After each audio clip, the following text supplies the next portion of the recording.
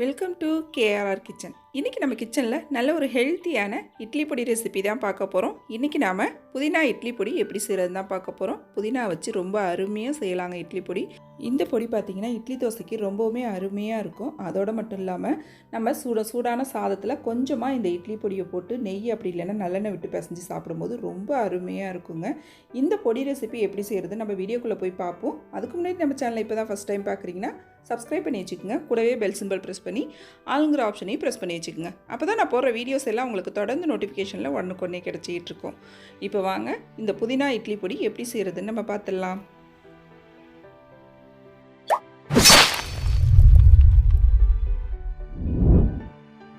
இப்போ பொடி செய்யறதுக்கு பார்த்திங்கன்னா ஒரு பெரிய கட்டு புதினாவை எடுத்து இலையை மட்டும் தனியாக ஆஞ்சி எடுத்திருக்கேன். அதை பார்த்திங்கன்னா நல்லா ஒரு 2-3 தடவை தண்ணியில் அலசி எடுத்துட்டு தண்ணியில் நல்லா வடிகட்டிட்டு இது போல் நல்லா காட்டன் கிளாத்தில் போட்டு ஃபேன் காற்றுல ஒரு அரை மணி நேரம் இல்லை 1 மணி நேரம் இப்படி போட்டு வச்சோம் அப்படின்னா அதில் உள்ள ஈரப்பதம்லாம் நல்லா காஞ்சி வந்துடும். அதுக்கப்புறம் நம்ம பொடி செஞ்சோம்னா நமக்கு ஈஸியாக இருக்கும். நல்லா இது போல் காய வச்சு எடுத்து வச்சுருக்கேன். இப்போ பொடி எப்படி செய்கிறதுன்னு பார்ப்போம். அதுக்கு பார்த்திங்கன்னா அடுப்பில் ஒரு கடாய் வச்சுருக்கேன். இதில் நம்ம காய வச்சு வச்சுருக்க புதினா இலைகளை எல்லாத்தையும் சேர்த்துக்குவோம். நான் நல்லா இன்றைக்கி பெரிய கட்டாயம் எடுத்திருக்கேன். இப்போ இந்த இலைகளை சேர்த்து நல்லா நம்ம ட்ரை ரோஸ்ட் பண்ணணும். கடாயில் இப்படி திருப்பி திருப்பி விட்டு இப்படியே வதக்கிக்கிட்டே இருந்தோம் அப்படின்னு பார்த்திங்கன்னா அதில் உள்ள ஈரப்பதம்லாம் போய் நல்லா வதங்கி வரும். நல்லா இது போல் கலந்து கொடுத்துக்கிட்டே இருப்போம். எண்ணெயெல்லாம் எதுவும் சேர்க்க வேணாம். வெறும் சட்டியில் போட்டு நம்ம இப்படியே கலந்து கொடுத்துக்கிட்டே இருந்தோம்னா போதும். இப்போ இதை நல்லா வதக்கி எடுத்துக்குவோம். அதில் கொஞ்சம் கூட ஈரப்பதம் இருக்கக்கூடாது. அப்போ தான் பொடி நமக்கு நல்லா ட்ரையாக கிடைக்கும். இப்போ பாருங்கள், வதங்க அந்த இலையில் உள்ள தண்ணிலாம் விட்டு வதங்கி வருது பாருங்கள். அந்த தண்ணி எல்லாமே நல்லா வற்றி வரணும். நல்லா இது போல் கலந்து கொடுத்துக்கிட்டே இருங்க. நம்ம எவ்வளோ இலை சேர்த்தோம் அப்படியே சுருங்கி கொஞ்சமாக மாறிடுது வதங்கினதுக்கப்புறம். இப்போ பாருங்கள், நல்லா ஒரு 10 நிமிஷமாக வதக்கிக்கிட்டே இருந்தேன். நல்லா கொஞ்சம் கூட ஈரம் இல்லாமல் நல்லா ட்ரை ஆகி வந்துட்டு பாருங்கள். எங்கேயுமே ஈரம் இல்லை பாருங்கள், தண்ணி கொஞ்சம் கூட இல்லை. அந்த அளவுக்கு நல்லா நம்ம வதக்கி எடுத்துக்கணும் புதினாவை. இப்போ இதை ஒரு பிளேட்டுக்கு மாற்றிக்கிறேன். ஒரு பிளேட்டுக்கு மாற்றி நல்லா சூடு இல்லாமல் ஆற வச்சு எடுத்துக்கணும். நம்ம இதை நீங்கள் வெயிலில் காய வச்சுட்டு கூட செய்யலாம். அப்படி இல்லைன்னா நிழலோட்டமாக ஒரு 2 நாளைக்கு நம்ம போட்டு வச்சுருந்தோம், வீட்டுக்குள்ளேயே போட்டு வச்சுருந்தோம் அப்படின்னாலும் காஞ்சிரும். இல்லை உடனே செய்யணும் அப்படின்னு நினச்சிங்கன்னா இது போல் நம்ம செஞ்சுக்கலாம். இப்போ மாற்றிட்டேன். ஒரு பிளேட்டுக்கு மாற்றி நல்லா ஆற வச்சு எடுத்துக்குவோம். இப்போ இது ஒரு ஓரமாக இருக்கட்டும், ஆறிட்டு இருக்கட்டும். நம்ம அதுக்கிடையில் மற்ற பொருட்கள் எல்லாத்தையும் நம்ம வறுத்து எடுத்துக்குவோம். இப்போ அதே கடாயை நல்லா அலசிட்டு திரும்பவும் அடுப்பில் வச்சுருக்கேன். நல்லா கடாய் காஞ்சதுக்கப்புறம் இதில் ஒரு 2 டீஸ்பூன் அளவுக்கு எண்ணெய் சேர்த்துக்கிறேன். எண்ணெய் சேர்த்து எண்ணெய் நல்லா காயட்டும். காஞ்சதுக்கப்புறம் பார்த்திங்கன்னா இதில் நான் கட்டி பெருங்காயம் சேர்த்து பொரித்து எடுத்துக்கிறேன். ஒரு சின்ன துண்டு கட்டி பெருங்காயம் சேர்த்துக்கிறேன். உங்கள்கிட்ட கட்டி பெருங்காயம் இல்லை அப்படின்னாக்கா நீங்கள் தூள் கூட சேர்த்துக்கலாம். ஆனால் தூள் பார்த்திங்கன்னா நம்ம பொடி அரைக்கும் போது சேர்த்துக்கலாம். இப்போ இது நல்லா பொரிஞ்சு வரட்டும் எண்ணெயில். கட்டி பெருங்காயம் சேர்த்து அரைக்கும் போது பார்த்திங்கன்னா இட்லி பொடியோட வாசம் ரொம்பவுமே அருமையாக இருக்குங்க. எந்த பொடி செஞ்சாலும் நீங்கள் இது போல் இந்த பெருங்காயம் யூஸ் பண்ணி செய்யும் போது ரொம்ப சூப்பராக அருமையாக இருக்கும். இப்போ பாருங்கள், பெருங்காயம் நல்லா பொரிஞ்சு செவந்து வந்துருச்சு. இது ஒரு பிளேட்டுக்கு நம்ம எடுத்து வச்சுருவோம். இப்போ அதே எண்ணெயில் பார்த்திங்கன்னா ஒரு 25 வரமிளகா காரத்துக்கு தகுந்த அளவு நீங்கள் சேர்த்துக்குங்க. எந்த அளவுக்கு புதினா எடுக்கிறீங்களோ அதுக்கு தகுந்த அளவு நீங்கள் சேர்த்துக்குங்க. நான் இன்றைக்கி ஒரு 25 வரமிளகாய் சேர்த்துருக்கேன். இந்த மிளகாயும் பார்த்திங்கன்னா நல்லா பொரிஞ்சு செவந்து வரணும். அடுப்பை லோ ஃப்ளேமில் வச்சு வறுத்து எடுத்துக்குங்க. அப்போ தான் மிளகாய் பார்த்திங்கன்னா ஒத்தாப்பில் ஈவனாக வறுபட்டு வரும். இப்போ மிளகாய் நல்லா இந்த அளவுக்கு நிறம் மாறினதுக்கப்புறம் இதையும் நம்ம ஒரு பிளேட்டுக்கு மாற்றி வச்சுக்குவோம்.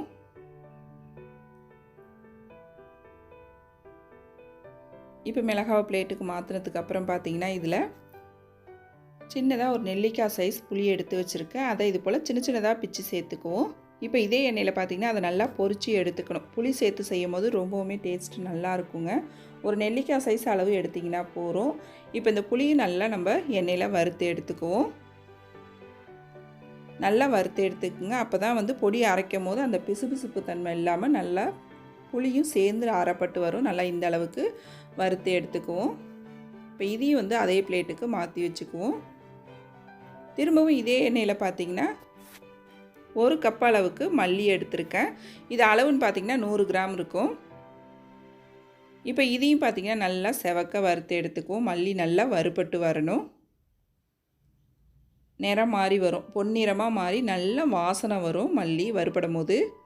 அந்த அளவுக்கு நம்ம வறுத்து எடுத்துக்கணும். அப்போ தான் பொடியோட வாசம் ரொம்பவுமே அருமையாக இருக்கும்.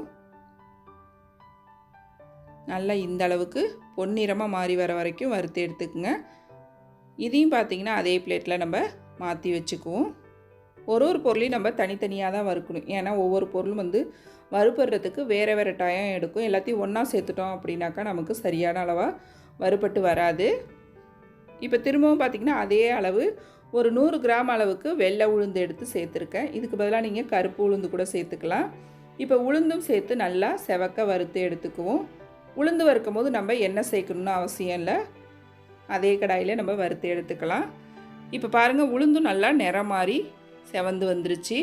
இதையும் அதே பிளேட்டுக்கு நம்ம மாற்றி வச்சுக்குவோம். இப்போ எல்லா பொருளுமே நல்லா வறுத்து எடுத்துட்டோம். இது எல்லாமே நல்லா ஆறிட்டு இருக்கட்டும். இப்போ அதே கடாயில் பார்த்திங்கன்னா நான் ஒரு 10லேருந்து ஒரு 15 பூண்டு பல் தோலோடையே தான் எடுத்து வச்சுருக்கேன். அந்த மேலே உள்ள காம்பு பகுதியும் வால் பகுதியும் நறுக்கிட்டு அந்த தோலோடையே சேர்த்துக்குங்க. இந்த பூண்டு பார்த்திங்கன்னா வறுக்கணும்னு அவசியம் இல்லை, அந்த கடாயில் சூடு இருக்கும்ல, அந்த சூட்லேயே நம்ம கலந்து கொடுத்தோம்னா போகிறோம். அது கூடவே பார்த்திங்கன்னா இந்த பொடிக்கு தேவையான அளவு உப்பும் சேர்த்து நல்லா லைட்டாக கடாயோட சூட்லேயே கலந்து கொடுங்க. இது அப்படியே அந்த கடாயிலே இருக்கட்டும். அந்த பூண்டில் உள்ள ஈரப்பதமும் போயிடும் நம்ம இது போல் செய்யும் போது. இப்போ எல்லா பொருளும் நல்லா ஆறட்டும். ஆறினதுக்கு அப்புறம் பொடி எப்படி அரைக்கிறதுன்னு பார்ப்போம். இப்போ பாருங்கள் எல்லாம் நல்லா ஆறிடுச்சு. ஆறினதுக்கு அப்புறம் பார்த்திங்கன்னா ஃபஸ்ட்டு நம்ம இந்த மிளகாய், உளுந்து, மல்லி இதெல்லாம் சேர்த்து தான் அரைக்கணும். இது கூடவே பெருங்காயம், புளியும் சேர்த்துக்கிறேன். சேர்த்து நல்லா கொஞ்சம் கொரப்பாக அரைச்சி எடுத்துகிட்டு வாங்க. இப்போ பாருங்கள் இந்த அளவுக்கு அரைச்சி எடுத்துக்கணும். பொடி நல்லா இந்த அளவுக்கு அரைச்சி எடுத்ததுக்கு அப்புறம் தான் நம்ம மற்ற பொருள்லாம் சேர்த்து அரைக்கணும். இது கூடவே பார்த்திங்கன்னா பூண்டும் உப்பும் வறுத்து வச்சுருந்தோம்ல, அதையும் சேர்த்துருக்கேன். அப்புறம் நம்ம வறுத்து வச்சுருக்க அந்த புதினாவையும் இது கூடவே சேர்த்துக்குவோம். இந்த புதினா, பூண்டு, உப்பு எல்லாம் சேர்த்ததுக்கப்புறம் பார்த்திங்கன்னா நம்ம நைஸாக அரைக்கக்கூடாது. விட்டு விட்டு அரைச்சிங்க அப்படின்னாக்கா நல்லா அரைப்பட்டு வந்துடும்.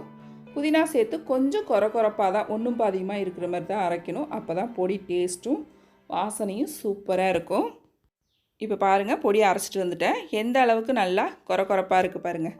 இந்த அளவு இருந்தால் தான் நம்ம சாப்பிட்றப்ப டேஸ்ட்டு ரொம்ப நல்லாயிருக்கும்.